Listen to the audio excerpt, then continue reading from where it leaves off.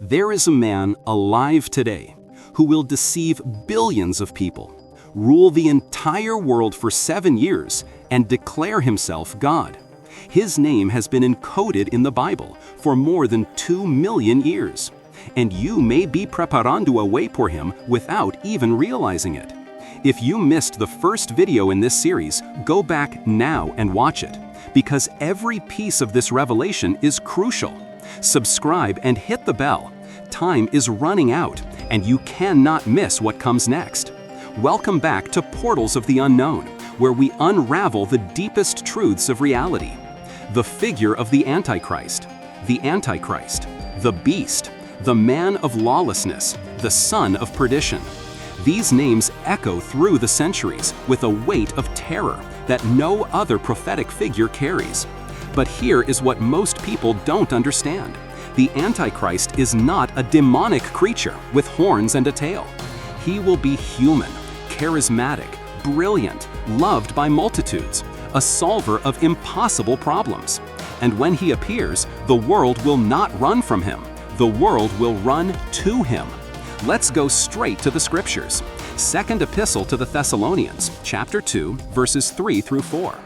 Let no one deceive you by any means, for that day will not come unless the falling away comes first, and the man of sin is revealed, the son of perdition, who opposes and exalts himself above all that is called God or that is worshipped, so that he sits as God in the temple of God, showing himself that he is God.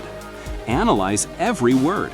The man of sin, not a demon, a man, exalts himself above all that is called God, a religious antagonist, sits as God in the temple of God.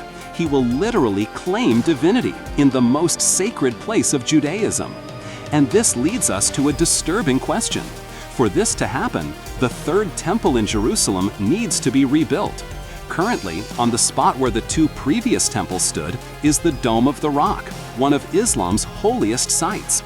Any attempt to rebuild the Jewish temple there could trigger a world war. It sounds impossible, right? But Orthodox Jewish groups have already prepared all the temple instruments: vessels, priestly garments, the altar, even unblemished red heifers, as required in Numbers chapter 19. Everything is ready, just waiting for the right political moment. The 7-year covenant. Now let's go to the book of Daniel, chapter 9, verses 26 and 27, the prophecy of the 70 weeks. Daniel speaks of a prince who is to come, who shall confirm a covenant with many for 1 week. A prophetic week represents 7 years. This prince, the Antichrist, will make a peace treaty with Israel for 7 years. But in the middle of that week, 3.5 years later, he will break the agreement, stop the sacrifices in the temple, and commit the abomination of desolation. Jesus referenced this directly in Matthew chapter 24, verse 15. Therefore, when you see the abomination of desolation spoken of by Daniel the prophet standing in the holy place, let the reader understand. Jesus is saying, when you see this happen, flee immediately. It is the point of no return. But what exactly is the abomination of desolation? According to the prophecies, it is when the Antichrist enters the rebuilt temple, stops the sacrifices, and declares himself God, demanding worship. This is the moment the mask falls. The leader of peace reveals himself as the ultimate tyrant. The rise of the beast. Revelation chapter 13 gives us more details about this figure. Verses 1 through 8 describe a beast rising out of the sea, with 7 heads and 10 horns. Political symbolism. The 7 heads represent 7 kingdoms or empires. The 10 horns are 10 kings or nations who will give their power to the beast. This is a global confederacy, a single world government. And one of the beast's heads appears to have been mortally wounded, but the deadly wound was healed. Verse 3, and all the world marveled and followed the beast, an event that shocks the entire world. Many theologians believe that this describes an apparent assassination attempt on the Antichrist, from which he survives or resurrects, mimicking the resurrection of Christ. This false miracle solidifies his position as a messianic leader. The masses will worship him, not out of fear, but out of awe. And then comes verse 4. So they worshipped the dragon, who gave authority to the beast. And they worshipped the beast, saying, Who is like the beast? Who is able to make war with him? Global worship. Not just political acceptance, but religious devotion. The Antichrist will not just be a dictator. He will be an idol, a manufactured deity, and billions of people will willingly bow down. Verse 5. And he was given a mouth speaking great things and blasphemies, and he was given authority to continue for 42 months. 42 months, 3.5 years, the second half of Daniel's week. This is the period known as the Great Tribulation, the darkest time in human history. And during this period, the Antichrist will have total authority. Verse 7. It was granted to him to make war with the saints and to overcome them. And authority was given him over every tribe, tongue, and nation. Global persecution of believers. Control over all peoples, languages, and nations. A unified world government under a single authority. Does this sound impossible? Look around. International organizations already exist. The United Nations, the International Monetary Fund, the World Health Organization, the World Bank. Global governance structures are already established. All that's missing is the right leader to consolidate power. The false prophet and the speaking image. But there is a second figure, equally important, the false prophet. Revelation chapter 13, verses 11 through 15 describe another beast, coming up out of the earth, having 2 horns like a lamb, but speaking like a dragon. Religious appearance, demonic nature. This false prophet will be the spiritual leader who authenticates and promotes the Antichrist as God. Verse 12. And he exercises all the authority of the first beast in his presence, and causes the earth and those who dwell in it to worship the first beast. The false prophet does not seek glory for himself. He directs all worship to the Antichrist. He is the architect of the single world religion that will unify all beliefs under the authority of the beast. And then comes something truly supernatural. Verse 13. He performs great signs, so that he even makes fire come down from heaven to the earth in the sight of men. Public miracles, supernatural signs, not magic tricks, but genuine manifestations of demonic power. This is what will make the deception so effective. People will see with their own eyes phenomena that defy natural laws and conclude that the Antichrist is divine. Verse 14. And he deceives those who dwell on the earth by those signs which he was granted to do. Global deception based on apparently irrefutable evidence. This will not be an obscure conspiracy. It will be broadcast live, viral on social media, documented by millions. And the majority will believe. Verse 15 contains perhaps the most disturbing description. He was granted power to give breath to the image of the beast, that the image of the beast should both speak and cause as many as would not worship the image of the beast to be killed. An image that speaks, a statue or representation of the Antichrist that somehow comes to life, speaks, and identifies those who refuse to worship.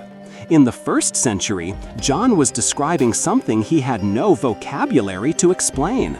Today, we do. Artificial intelligence, holograms, advanced robotics, augmented reality. The technology to create an interactive and conscious image not only exists, it is becoming commonplace. Virtual assistants, digital avatars, deepfakes, so convincing we can't distinguish them from the real thing. Imagine this applied on a global religious scale. the mark of the beast and the final choice. And this brings us back to the mark of the beast. Revelation chapter 13, verses 16 through 18. Without this mark, total economic exclusion. But there is something deeper here. The mark is not just an economic control system. It is an act of worship. It is a declaration of allegiance. To accept the mark is to reject God and swear loyalty to the Antichrist. That is why Revelation chapter 14, verses 9 through 11 contains one of the severest warnings in the entire Bible. If anyone worships the beast and his image and receives his mark on his forehead or on his hand, he himself shall also drink of the wine of the wrath of God, which is poured out full strength into the cup of his indignation. There is no turning back. There is no redemption after accepting the mark. It is a final and irrevocable choice. The 5 conditions. But here is what few people realize. The Antichrist's ascent will not be sudden. It will be gradual, prepared, and it is already underway. The necessary conditions for his manifestation are being established now. First condition, global chaos. The Antichrist will come as a crisis solver. Second Epistle to the Thessalonians, chapter 2, verse 7, speaks of something or someone who restrains the manifestation of the man of lawlessness. Many theologians believe this restraining force is the Holy Spirit, acting through the church. When the church is removed, the rapture, the restraints are lifted, and the Antichrist manifests freely. Second condition, world government. This requires the dissolution of national sovereignties and the creation of supranational structures. We are seeing this happen. International treaties, economic blocs, global courts, centralized digital currencies. Every global crisis, pandemic, war, economic collapse is used to justify more centralization of power. Third condition, unified religion. The Antichrist will need spiritual legitimacy. For decades, ecumenical movements have worked to minimize doctrinal differences and create a universal spirituality. The idea that all paths lead to God prepares humanity to accept a global religious leader. Fourth condition, surveillance and control technology.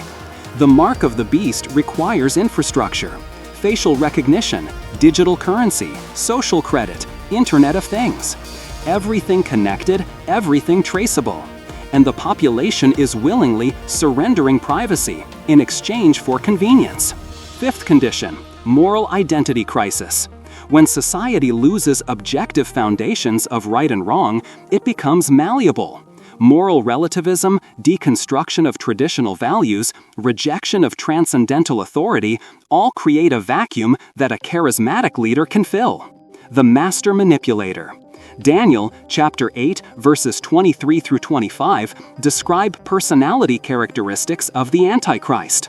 And in the latter time of their kingdom, when the transgressors have come to their fullness, a king shall arise, having fierce features and understanding sinister schemes.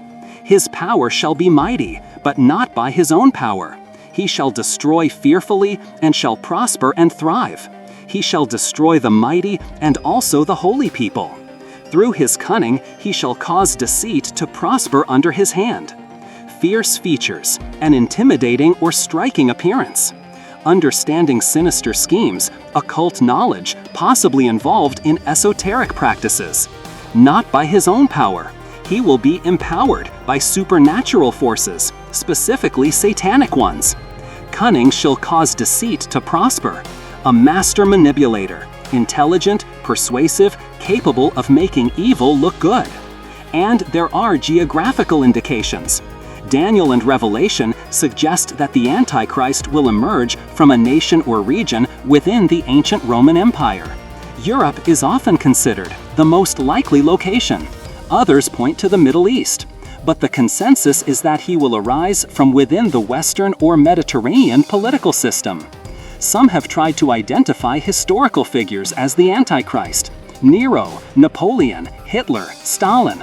All exhibited Antichrist characteristics, but none fulfilled all the prophecies. The true Antichrist is yet to come, and when he comes, he will be unlike anything humanity has ever experienced. Here is the terrifying truth: you may be alive during his ascent. All the conditions are aligned, all the structures are in place.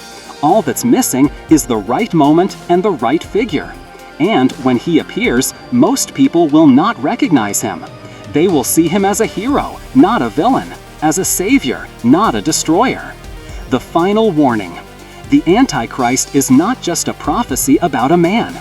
It is a warning about the nature of seduction, about how entire civilizations can be deceived when they trade truth for convenience, freedom for security, and God for glittering idols. The question is not whether he will come. The question is, will you be able to recognize him? Or will you, like billions of others, be seduced by the signs, by the prosperity, by the promise of peace? Leave in the comments, do you believe the conditions for the Antichrist's rise are already fulfilled? Can you identify the systems being established now? And, more importantly, are you spiritually prepared to resist the greatest deception in history? Share this video. People need to wake up. And get ready, because in the next video in this series, we will reveal something that will shake your understanding of time and reality. The 7 years of tribulation, the exact sequence of events that will transform the world into a literal battlefield between good and evil. Don't miss it. Subscribe, hit the bell. The future is written, and you need to know what comes next. The beast is rising. The question is, whose side will you be on when he fully reveals himself?